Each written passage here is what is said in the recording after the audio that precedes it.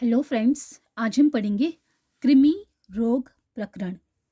तो कृमि क्या होते हैं, ये कहाँ वर्णित हैं और कौन कौन से कृमि आचार्य चरक ने बताए हैं, कितनी संख्या बताई है और उनके निदान, स्थान, लक्षण, वर्ण, नाम, प्रभाव और चिकित्सा क्या होती है, वो हम आज इस वीडियो में देखेंगे। ओके फ्रेंड्स, तो सबसे पहले देखते हैं कृमि कितने प्रकार के होते हैं। तो आचार्य चरक के अनुसार कृमि 20 प्रकार के होते हैं।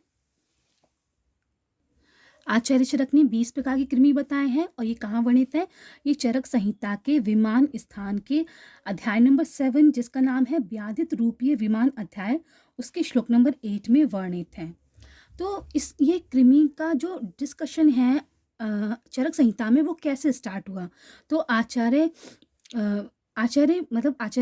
चरक ने जो चरक संहिता लिखी है उसमें कैसे कृमि को स्टार्ट किया गया है, कैसे वर्णन दिया गया है, वो हम देखेंगे। तो सबसे पहले अग्निवेश हैं, जो उन्होंने आत्रेय पुनर्वसु से प्रश्न किया कि पुरीश संशयाणाम समुत्थान, स्थान, संस्थान, वर्ण, नाम, प्रभाव, चिकित्सित विशेषान पप्रच्छो उपसंग्रह पादो। तो आचार्य भगवान पुनर्वसु आत्रेय से और जो ऋषि अग्निवेश है, उन्होंने कहा पुरीश में होने वाले सभी प्रकार की कृमियों के निदान, स्थान, लक्षण, वर्ण, नाम, प्रभाव और चिकित्सा की विशेषता को पूछा।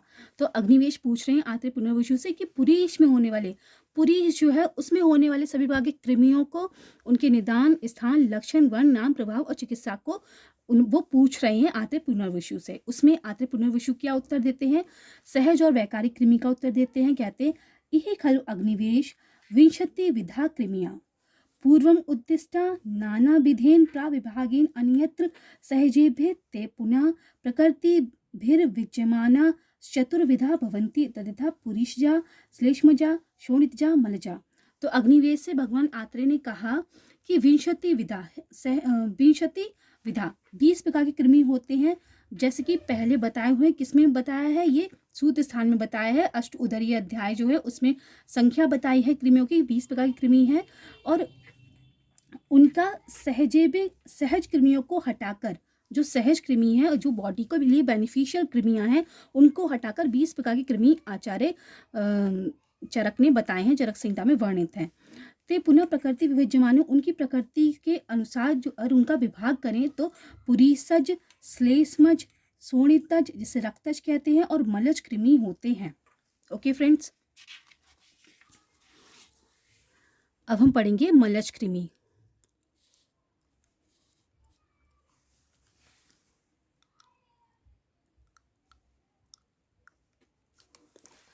तत्र मलो बाह्यश्च आभ्यन्तरश्च तत्र बाह्य मलजान संसक्षमहे तेषाम समुत्थान मृजा अवर्जन।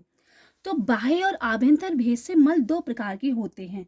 बाह्य मल भी होते हैं, मतलब जो एक्सटर्नल हमारी बॉडी से बाहर सीक्रेट आउट होते हैं, वो बाह्य मल होते हैं। और आभ्यंतर मल जो बॉडी के अंदर ही प्रेजेंट होते हैं। तो दो प्रकार के मल होते हैं। उनमें बाहरी मल में उत्पन्न होने वाली कृमियों को मलज कृमि कहते हैं। तो बाहरी जो मल है उसमें जो उत्पन्न कृमि होते हैं उसको मलज कृमि कहते हैं। इनका समुत्थान यानी कि निदान, यानी कि रीजन, इनका रीजन क्या है होने का, वो है मृजा आवर्जन। मृजा आवर्जन क्या होता है, शुद्धता से ना रहना। इन कृमियों की उत्पत्ति का कारण निदान है। क्या कारण है, मृजा आवर्जन। मलज कृमि जो है वो बाह्य मल में रहते हैं और उनका जो निदान है वो है मृजावजन, यानी कि शुद्धता से ना रहना। इनका स्थान कहाँ है, ये कहाँ पाए जाते हैं, केश, शमशु, लोम, पक्ष, वाशांशी। केश यानी बालों में पाए जाते हैं। शमशु यानी कि जो बियर्ड होती है उसके जो बाल होते हैं, हेयर्स होते हैं, उसमें पाए जाते हैं। लोम इनकी रोम से जो बॉडी हेयर्स हैं उसमें पाए जाते हैं। पक्ष आई लैशेज हैं उसमें पाए जाते हैं। वाशांशी वस्त्र में पाए जाते हैं। तो मलज कृमि यहाँ पाए जाते हैं। संस्थान, इनका जो है रूप क्या है, इनका लक्षण क्या है, कैसे ये दिखते हैं। तो अणु, इनकी आकृति अणु है, यानी कि बहुत छोटी है। और तिल आकृतियाँ, तिल के आकार की है मलज कृमि। और बहुत पादाश, बहुत पैर वाली होती हैं। तो मलज कृमि बहुत अणु है, छोटी है, तिल के आकार की, बहुत पैर वाली होती हैं। वर्ण क्या है उनका, कृष्ण और शुक्ल, कृष्ण और श्वेत होते हैं। कृष्ण यानी कि ब्लैक, श्वेत यानी कि व्हाइट। इनके नाम क्या है, यूका और पिपीलिका।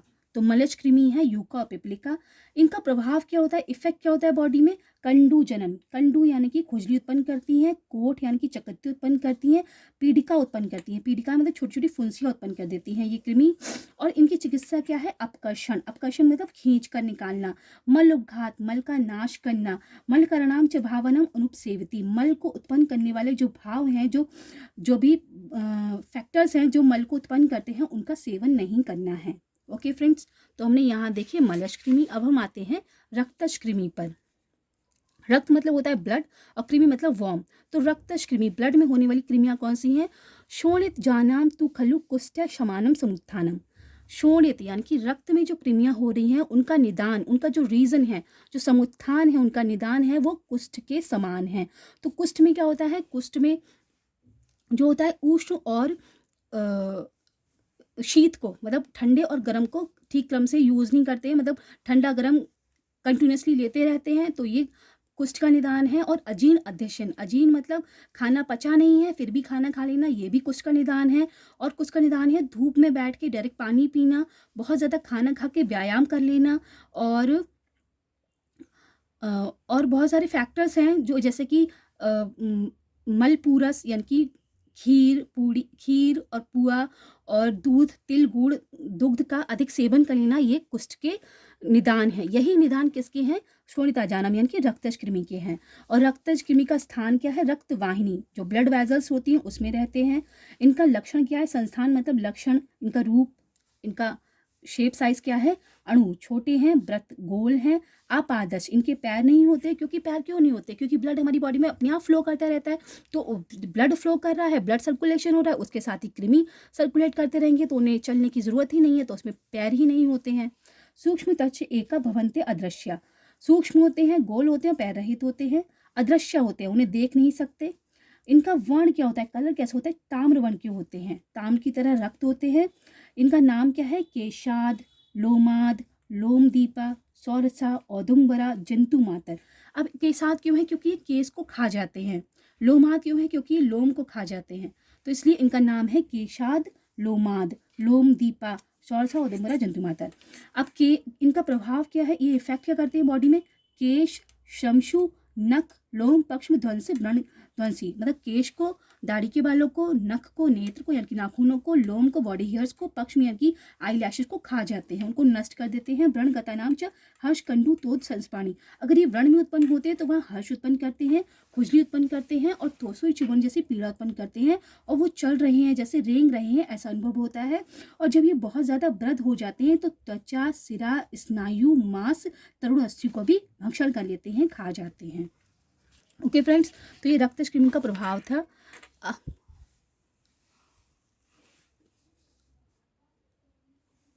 अब इनकी चिकित्सा क्या होती है, इनकी चिकित्सा होती है चिकित्सके येषां कुष्ठे समानम तद उत्तरम कालम उपदेक्षा। इन कृमियों की चिकित्सा भी कुष्ठ रोग के ही समान है, उसे आगे कुष्ठ चिकित्सा प्रकरण में कहेंगे। तो इनकी चिकित्सा कैसी है, कुष्ठ के समान है, जो कुष्ठ में चिकित्सा बताई गई है वो ही रक्तज कृमि की चिकित्सा है।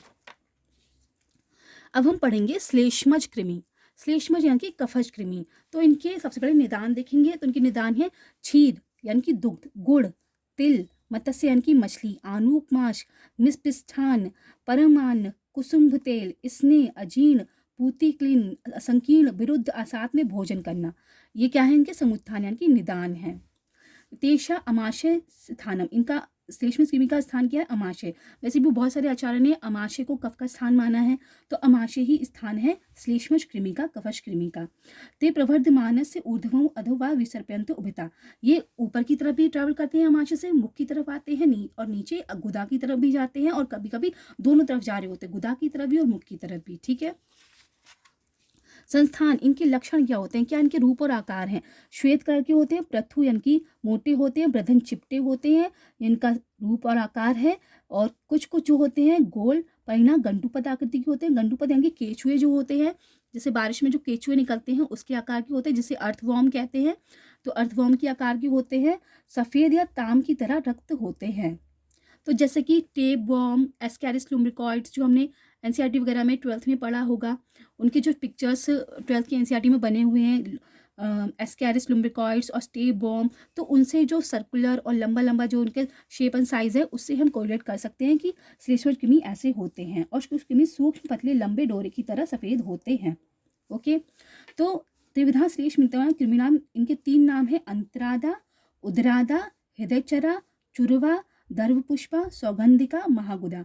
तो अंतरादा आंत की तरफ जा रहे होते हैं तो अंतरादा कह दिया। उदर की जब उदर में रहते हैं, क्योंकि अमाशय उदर है, पेट है, तो उदरादा उदरादा कह दिया। हृदयचरा हृदय की तरफ विचरण करते हैं, ऊपर की तरफ जाते हैं अमाशय से, तो हृदयचरा कह दिया। चुरवा, दर्भपुष्पा, सौगंधिका, महागुदा।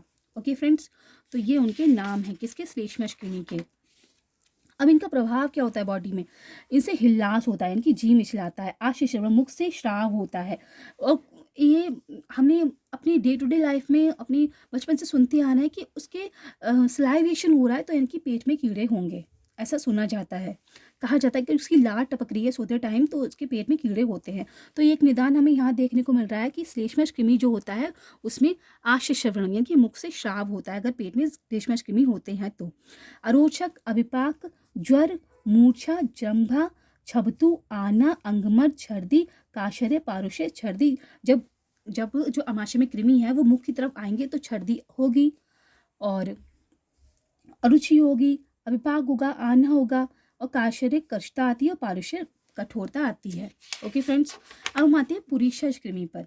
पुरीषज कृमि जो होते हैं इनका जो निदान है वो श्लेष्मश कृमि की तरह ही है। तो श्लेष्मश कृमि में हमने क्या पढ़ा था अभी, श्लेष्मश कृमि में पढ़ा था कि क्षीर, गुड़, तिल, मत्स्य, आनूप, मांस, पिष्टान, परमान, कुसुम, स्नेह, अजीन, पूतिकलन, संकीर्ण भोजन। तो यही निदान जो है ये पुरीषज कृमि के हैं। और इनका स्थान क्या है, पक्वाशय, पक्वाशय में रहते हैं पुरीषज कृमि। और जब उद्गार आती है और श्वास मल की गंध वाले होते हैं, जब पुरीषज कृमि ऊपर की तरफ ट्रैवल कर रहे होते हैं, मतलब ऊपर की तरफ आ रहे होते हैं, तो उद्गार जो होती है और श्वास मल के गंध की तरह होती है। ठीक है, इनका आकार और वर्ण कैसा होता है, कुछ कृमि सूक्ष्म गोलाकार सफेद ऊनाशु संकाश भेड़ के बाल की तरह होते हैं और कुछ कृमि मोटे गोलाकार काले, नीले, हरे और पीले होते हैं। कौन सी कृमि, पुरीषज कृमि।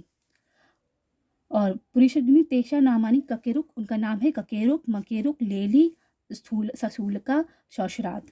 ओके, ये पुरीषज कृमि है। पुरीषभेद इनका प्रभाव क्या होता है बॉडी में, पुरीषभेद यानी कि अतिसार होता है, कृष्णता आती है, पारुष्य होता है, लोमहर्ष होता है, और चार से गुदमुखम परितुदंता, गुदा के मुख में सुई चुभोने जैसी पीड़ा होती है। गुदमुखम, गुदा के मुख में सुई चुभोने से पीड़ा होती है। कंटूप जानते, गुदमुखम पर्यायते, और गुदा के मुख में स्थित हो जाते हैं। ठीक है, अब जात हर्ष गुद निष्क्रमाणी, जब उनमें हर्ष उत्पन्न होता है तो वे बार बार गुदा से बाहर निकलते हैं। ठीक है, तो गुदा से बाहर निकलते हैं ये पुरीषज कृमि है। तो गाइज हमने क्या देखा, पुरीषज कृमि देखा, उससे पहले हमने श्लेष्मश कृमि देखे थे, श्लेष्मश कृमि देखे थे, उससे पहले हमने क्या देखे थे, रक्तज कृमि देखे थे, उससे पहले हमने कौन से कृमि देखे थे, मलज कृमि देखे थे, और उससे पहले हमने सहज और वैकारिज कृमि देखे थे। सहज कृमि कौन से होते हैं, जो हमारी बॉडी के लिए बेनिफिशियल कृमि होते हैं, जो बाय बर्थ हमारी बॉडी में प्रेजेंट होते हैं, वो सहज कृमि होते हैं। और ये 20 कृमि कौन से हैं, ये वैकारिक कृमि है जो विकार उत्पन्न करते हैं, इनकी डिजीज उत्पन्न करते हैं।